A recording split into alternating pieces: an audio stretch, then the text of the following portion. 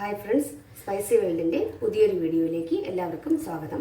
ഞാനിന്നിവിടെ ഒരു ഇടിയിറച്ചിയുടെ റെസിപ്പിയാണ് ചെയ്യാൻ പോകുന്നത്. അതിനായിട്ട് ഞാനിവിടെ കുറച്ച് ബീഫ് കഴുകി വൃത്തിയാക്കി വെച്ചിട്ടുണ്ട്. അത് നമുക്കൊരു കുക്കറിലേക്ക് ഇട്ട് കൊടുക്കാം. ഈ ബീഫിലേക്ക് നമുക്ക് ആവശ്യമായിട്ടുള്ള മസാല ഇട്ട് കൊടുക്കാം.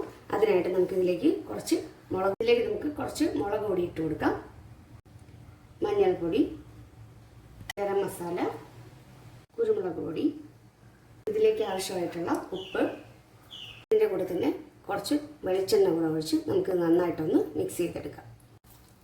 ഇതെല്ലാം കൂടെ നന്നായിട്ട് തന്നെ ഒന്ന് മിക്സ് ചെയ്ത് കൊടുക്കാം. ഇത് അടച്ചു വെച്ച് നന്നായിട്ട് നമുക്കൊന്ന് വേവിച്ചെടുക്കാം. ബീഫ് ഇവിടെ നന്നായിട്ട് തന്നെ വെന്ത് വന്നിട്ടുണ്ട്. ഇനി നമുക്കിതൊന്ന് തണുക്കുന്നവരെ വെയിറ്റ് ചെയ്യാം. ബീഫ് തണുത്ത് വരുന്ന നേരം നമുക്കിതിലേക്കുള്ള മസാല ഒന്ന് തയ്യാറാക്കിയെടുക്കാം.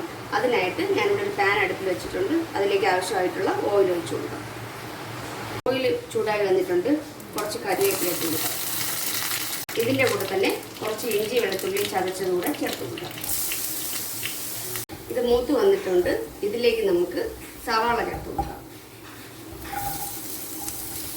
സവാള ഒന്ന് വഴണ്ട് വരുന്നതിനാവശ്യമായ ഉപ്പ് കൂടെ ഈ സമയത്തൊന്ന് ചേർത്ത് കൊടുക്കാം. സവാള നന്നായിട്ട് തന്നെ വഴണ്ട് വന്നിട്ടുണ്ട്. ഇനി നമുക്കിതിലേക്ക് ആവശ്യമായിട്ടുള്ള പൊടികൾ ചേർത്ത് കൊടുക്കാം. ഇതിലേക്ക് ആവശ്യമായിട്ടുള്ള മുളക് പൊടി ഇട്ട് കൊടുക്കാം, മഞ്ഞൾപ്പൊടി, കുരുമുളക് പൊടി, ഗരം മസാല, സോയാ സോസ്, ഇത്രയും കൂടെ ഇട്ട് ഈ മസാല നന്നായിട്ടൊന്ന് മൂപ്പിച്ചെടുക്കണം. മസാല നന്നായിട്ട് തന്നെ മൂത്ത് വന്നിട്ടുണ്ട്. ഇനി ഇത് നമുക്ക് മറ്റൊരു പാത്രത്തിലേക്ക് മാറ്റി വയ്ക്കാം. ബീഫ് നന്നായിട്ട് തന്നെ തണുത്ത് വന്നിട്ടുണ്ട്. ഇത് നമുക്കൊരു മിക്സിയുടെ ജാറിലേക്ക് കുറേശ്ശെ ഇട്ട് ഒന്ന് മിക്സ് ചെയ്തെടുക്കാം. ബീഫ് നമ്മളിവിടെ അടിച്ചെടുത്തിട്ടുണ്ട്. ഇതുപോലെ തന്നെ എല്ലാം നമുക്കൊന്ന് ചെയ്തെടുക്കാം. മസാല തയ്യാറാക്കിയ അതേ പാൻ തന്നെ നമ്മൾ അടുപ്പിൽ വെച്ചിട്ടുണ്ട്. അതിലേക്ക് നമുക്ക് കുറച്ച് എണ്ണ ഒഴിച്ചു കൊടുക്കാം. ഓയിൽ ചൂടായിട്ടുണ്ട്. ഇതിലേക്ക് നമുക്ക് കുറച്ച് തേങ്ങാക്കൊത്തിട്ട് കൊടുക്കാം. ഇതിലേക്ക് കുറച്ച് വറ്റൽമുളക് കട്ട് ചെയ്തിട്ട് കൊടുക്കാം. ഇതിൻ്റെ കൂടെ തന്നെ കുറച്ച് രമ്പയില ഇട്ട് കൊടുക്കാം. ഈ രമ്പയില ഓപ്ഷണലാണ്, വേണമെങ്കിൽ മാത്രം ചേർത്താൽ മതി. ഒരു ഫ്ലേവറിന് വേണ്ടി ഞാൻ ചേർത്തേ ഉള്ളൂ. ഇതിൻ്റെ കൂടെ തന്നെ കുറച്ച് ചെറിയ ഉള്ളി അരിഞ്ഞതും കൂടെ ചേർത്ത് കൊടുക്കാം. ഇത് നന്നായിട്ട് തന്നെ ഒന്ന് വഴണ്ട് വന്നിട്ടുണ്ട്.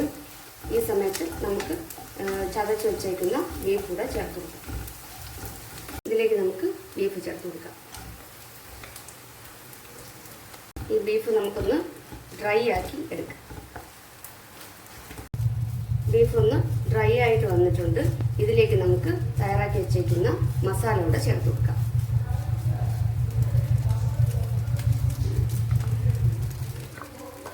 ഇതിലേക്ക് നമുക്ക് കുറച്ച് മല്ലിയില കൂടെ ചേർത്ത് കൊടുക്കാം. ഇടിയിറച്ചി ഇവിടെ റെഡി ആയിട്ടുണ്ട്. നമുക്ക് അടുപ്പ് ഓഫ് ചെയ്ത് ഇതൊരു സെർവിങ് ഡിഷിലേക്ക് മാറ്റാം. ഇടിയിറച്ചി ഇവിടെ റെഡി ആയിട്ടുണ്ട്. ഈ റെസിപ്പി ഇഷ്ടമായാൽ എല്ലാവരും ഒന്ന് ട്രൈ ചെയ്ത് നോക്കണം. അതുപോലെ നിങ്ങളുടെ കൂട്ടുകാർക്കൊന്ന് ഷെയർ ചെയ്യണം. ലൈക്ക് ചെയ്യാനും സബ്സ്ക്രൈബ് ചെയ്യാനും മറക്കരുത്.